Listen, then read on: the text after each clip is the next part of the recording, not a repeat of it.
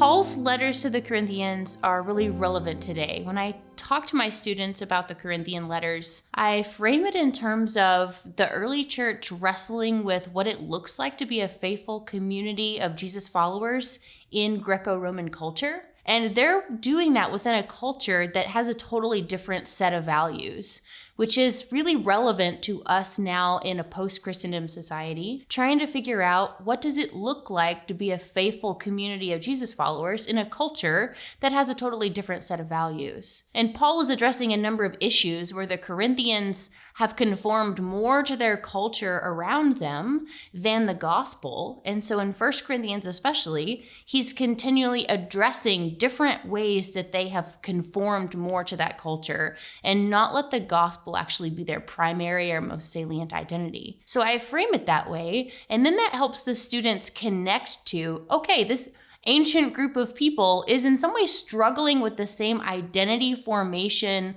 or primary allegiance struggle that we're actually addressing in the church today, and helping my students think through, okay, how do I form my people as a faithful community of Jesus followers when they are going to come up against cultural values that are fundamentally different? It's probably not going to be idol food, but it may look like relationship to their nation, where their primary allegiance is. It may look like honoring leaders in a way that's not faithful to the standard that Paul sets up in the early chapters of 1 Corinthians about what a leader is, and how the stumbling block of the cross is actually the frame by which we assess leaders, not their charismatic personalities. And so honor and shame and all of these different cultural values for the Corinthians, and in some ways for us, have managed to be more indicative of how we understand ourselves than the gospel. And I think the Corinthian letters help us kind of think through, where does the gospel critique our allegiances and our standards of evaluation, just like they did for the original recipients?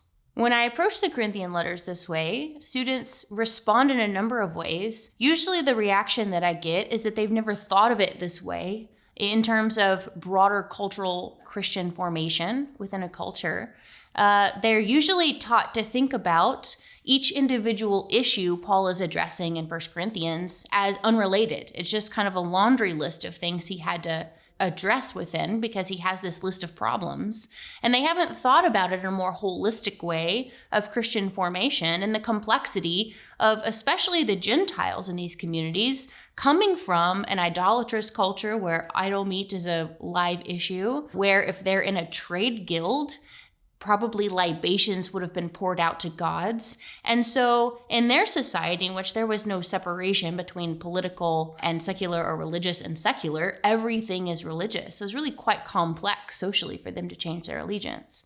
And for my students, that really puts flesh on the complexity, that there's not just this laundry list of things that, okay, do this and don't do this, don't be like the Corinthians over here, but actually that they're real people really struggling with, what does it look like to be faithful? And it's not so cut and dried for them in the same way that we actually have issues that we're like, I don't know, I need to wrestle with what it looks like to be faithful here. So they tend to find it kind of opening up and the scriptures in that sense coming alive, rather than memorizing a list of things to do and not do, that they can actually now relate to the text in the Corinthians who are being addressed. And it actually gives us some information, more than just a list of do's and don'ts, but actually, what does it look like to wrestle with this issue together as communities?